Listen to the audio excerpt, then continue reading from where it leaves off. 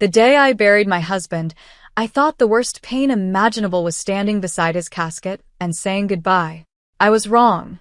While friends and neighbors quietly paid their respects, my parents stood a few feet away laughing as if they were attending a backyard barbecue instead of a funeral. I couldn't believe what I was hearing. They joked about my future, mocked my grief, and acted as though my husband's death was merely an inconvenience. I said nothing that day. I simply listened and remembered every word, because 3 months later, they needed me desperately, and everything changed. My name is Hannah Mitchell. I'm 38 years old, and for most of my life, I believed family was supposed to be the people who stood beside you when everything fell apart. The day I buried my husband taught me how wrong I was. 3 weeks earlier, my life had been normal. Not perfect. Not extraordinary. Just happy. My husband, Daniel, and I had been married for 14 years. We lived in a quiet neighborhood outside Columbus, Ohio. We weren't wealthy, but we had built a good life together. Daniel was the kind of person everyone trusted. The kind of man who remembered birthdays, helped neighbors carry groceries, and somehow made every room feel lighter just by walking into it. Then, after a sudden medical emergency, everything changed. One moment, I was planning our anniversary trip. The next, I was planning a funeral. The weeks that followed felt like a blur. Phone calls, paperwork, condolence cards, sleepless nights. Every morning I woke up expecting to hear Daniel's voice. Every morning I remembered he was gone. The funeral arrived before I was ready.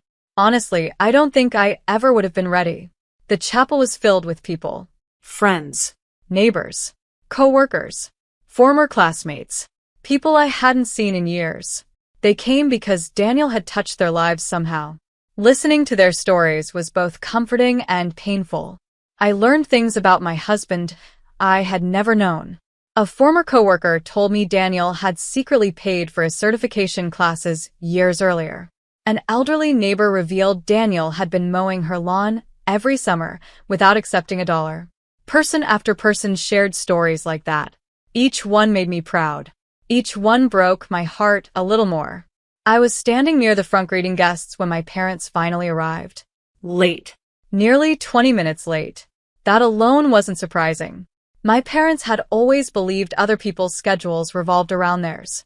What surprised me was their attitude. They didn't look sad. They didn't look uncomfortable. They didn't even look respectful. My father walked in carrying a coffee cup. My mother was talking about vacation plans. Neither lowered their voice. Neither seemed to understand where they were. My younger sister, Melissa, followed behind them while scrolling through her phone. I watched them take their seats. No tears. No sympathy.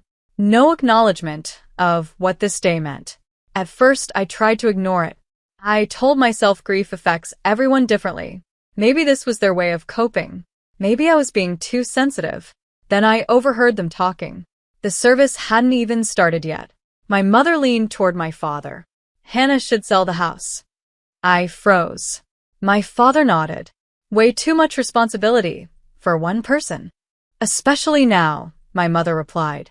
Melissa looked up from her phone. She'll probably move closer to us eventually. My stomach tightened. They weren't discussing Daniel. They weren't talking about my grief. They were planning my future as if I wasn't standing 20 feet away. As if my husband hadn't even existed. The service began. I tried to focus on the pastor's words. I tried to focus on the stories people shared. But every time I looked toward my family, they seemed completely disconnected from the moment. At one point, I actually heard my father laugh. During my husband's funeral, several guests turned and stared. Even then, he didn't seem embarrassed. I felt something shift inside me. Not anger. Not yet. Something colder. Disappointment. The kind that settles deep and stays there. After the service, everyone gathered outside near the reception area. Friends hugged me. Neighbors offered support. Several people shared memories of Daniel that made me smile through tears. Then my parents approached. My mother immediately placed a hand on my shoulder. Hannah, we need to talk about practical things. Practical things. I had buried my husband less than an hour earlier. What practical things? I asked quietly. The house. I stared at her. What about it? My father stepped forward. You shouldn't be living there alone. I'm fine. No, you're not, my mother said. You need family. I almost laughed at the irony. Family. The people who couldn't stay respectful for 2 hours at my husband's funeral were suddenly worried about family. Melissa crossed her arms. Honestly, selling now would probably be smart financially. I looked at all three of them. For the first time, I realized something. This conversation wasn't about helping me. It wasn't about concern. It wasn't about grief. They had already decided what should happen next. And they expected me to cooperate. I'm not selling, I said. The smiles disappeared instantly. My father's expression hardened. My mother's eyes narrowed. Melissa looked annoyed. That reaction told me everything I needed to know. That evening, after everyone left and the house finally became quiet, I sat alone in the living room surrounded by flowers and sympathy cards. The silence felt enormous. I missed Daniel more than words could describe. But something else was bothering me now. Something I couldn't ignore. Then my phone buzzed. A message from a relative appeared. Attached was a screenshot.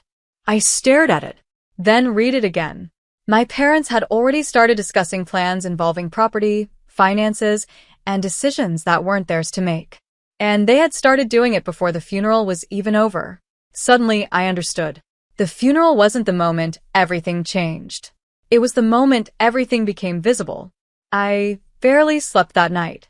Every time I closed my eyes, I saw Daniel's funeral. The flowers. The empty chair beside me. The sound of my father's laughter. And then the screenshot. The message from my cousin had arrived just after 9 o'clock. At first, I thought it was a mistake. Then I opened it. It was a family group chat. One I wasn't part of. The messages had been exchanged earlier that afternoon while people were still leaving the funeral reception. My mother had written, "Once Hannah realizes she can't manage everything alone, she'll have to make some changes."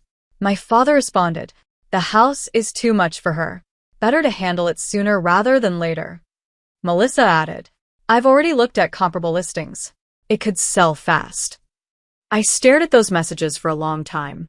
Nobody had asked me what I wanted. Nobody had offered support. Instead, they were discussing my life like a business project. The next morning, my mother called. I let it go to voicemail. She called again. And again. Finally, I answered. "Hannah, why aren't you responding?" I looked around the kitchen. Daniel's favorite coffee mug still sat beside the sink. The sight of it hurt. "I'm just tired." "I understand that," she said quickly. "But your father and I have been talking." Of course they had. "We really think you should consider selling." There it was again. The house. Always the house. "I already told you I'm not selling." "Hannah, be reasonable." Reasonable. The word irritated me instantly. My husband passed away 3 weeks ago. "I know that." "Then stop trying to reorganize my life." Silence. Then her voice hardened. "We're trying to help." I ended the call. For the next several days, the pressure continued. Phone calls, texts, emails, suggestions, advice. Every conversation somehow returned to the same topic. The house. The finances. My future. It felt less like concern and more like a campaign. Then something happened that changed everything. A week after the funeral, I received a call from Daniel's attorney. His name was Robert Ellis. Daniel had used him for years. "Hannah," he said gently, "there are several estate matters we need to review." I agreed to meet him the next afternoon. Walking into that office felt strange. For 14 years, Daniel had handled most of our legal paperwork. Not because he didn't trust me, because he genuinely enjoyed organizing things. I never paid much attention. Now I wished I had. Robert welcomed me into his office and opened a thick folder. Daniel was very thorough. That sounded exactly like my husband. The attorney smiled. He wanted everything protected. Protected. The word caught my attention. "What do you mean?" Robert pulled out several documents. Property records, financial statements, trust documents. Everything appeared organized down to the smallest detail. As he explained each item, a picture began forming. Daniel had spent years quietly preparing for every possible scenario, not because he expected something to happen, because he believed planning was an act of love. Tears filled my eyes. Even now, he was taking care of me. Then Robert reached another section of the folder. His expression changed slightly. There is something else. I wiped my eyes. What? He handed me a document. At first glance, it looked like a standard legal agreement. Then I noticed several names. My parents, Melissa, And mine. Confused, I looked up. What is this? Robert folded his hands. 3 years ago, Daniel updated portions of his estate planning. Why? He had concerns. My stomach tightened. Concerns about what? The attorney chose his words carefully. He worried that certain people might pressure you during a vulnerable period. For several seconds, I couldn't speak. Daniel had never said anything directly. But suddenly dozens of old conversations came rushing back. The comments. The interference. The way my parents always treated my decisions as temporary until they could replace them with their own. Robert continued. This document places significant protections around the property and major assets. I stared at him. Protections? He nodded. Nobody can influence, transfer, access, or manage those assets without your direct approval. The room felt very quiet, almost unreal. My parents had been acting as though control was only a matter of time, as though eventually I would surrender. But Daniel had already seen the possibility years earlier, and he had quietly built safeguards around my future. For the first time since the funeral, I felt something besides grief. I felt gratitude. Overwhelming gratitude. Even after he was gone, Daniel was still protecting me, still looking ahead, still standing beside me. As the meeting ended, Robert closed the folder. Then he paused. There is one more thing. I looked up. The attorney opened a separate envelope that had remained sealed the entire meeting. His expression became serious. Daniel instructed me to give you this only after everything else was explained. I stared at the envelope.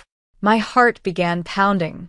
Written across the front, in Daniel's unmistakable handwriting, were 6 simple words. For Hannah. Open when you're ready. I didn't open the envelope immediately. I took it home, placed it on the kitchen table, and stared at it for nearly an hour. Seeing Daniel's handwriting again felt almost overwhelming. For weeks, I'd been trying to survive one day at a time. Now, suddenly, a piece of him was sitting right in front of me, waiting. Finally, I took a deep breath and opened it. Inside was a handwritten letter, several pages long. The date in the corner caught my attention immediately. Daniel had written it almost 2 years earlier. My hands trembled as I began reading. My Hannah, if you're reading this, then something happened and I'm no longer there to tell you these things myself. Tears instantly blurred my vision. I kept reading. First, I need you to know something important. You are stronger than you think you are. You've always believed I was the brave one, the steady one, the protector. The truth is, you were my strength long before I ever became yours. I stopped for a moment and wiped my eyes. That sounded exactly like Daniel. Always encouraging, always seeing the best in people, especially me. The next paragraph hit even harder. I know your parents love you in their own way, but I've also seen how often they doubt you. I've watched them question your decisions, dismiss your judgment, and treat your future like something they should control. You deserve better than that. My chest tightened. Daniel had seen it. All of it. The things I spent years excusing. The behavior I kept forgiving. The patterns I kept pretending weren't there. He had seen them clearly. And he wanted me to see them too. The letter continued. If they pressure you after I'm gone, remember this. Grief does not make you incapable. Pain does not make you weak. And being alone does not mean you need someone else to take control of your life. By the time I reached the final page, tears were running freely down my face. The last sentence was simple. Trust yourself the way I always trusted you. I folded the letter carefully, then sat quietly for a long time. For the first time since the funeral, I felt something shift inside me. Not grief. Not anger. Clarity. 2 days later, my parents asked to meet. Apparently, They wanted to talk. I agreed. Not because I expected anything useful, because I knew it was time. We met at their house. Melissa was there too. The moment I walked inside, I could feel the tension. My mother forced a smile. Hannah, we're glad you came. I sat down. What did you want to discuss? My father cleared his throat. We think things have gotten blown out of proportion. There it was. No apology. No accountability.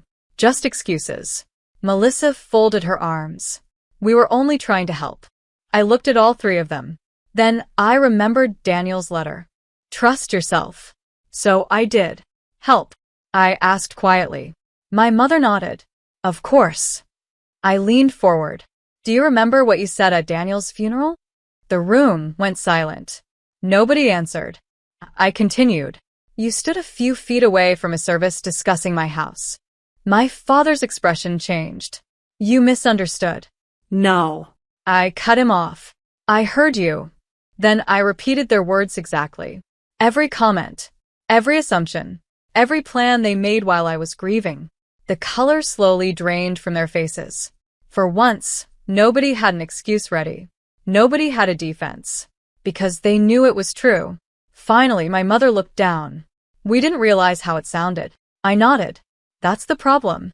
She looked up. What does that mean? It means you never stopped to think about how it sounded. Silence filled the room. Heavy silence. The kind that arrives when truth finally has nowhere left to hide. A few moments later, I stood. My father looked concerned. Hannah, don't do this. I smiled sadly. I'm not doing anything. Then I paused. You're just experiencing the consequences of what you already did.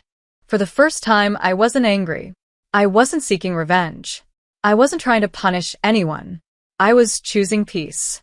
And peace sometimes requires distance. Over the following months, contact became limited.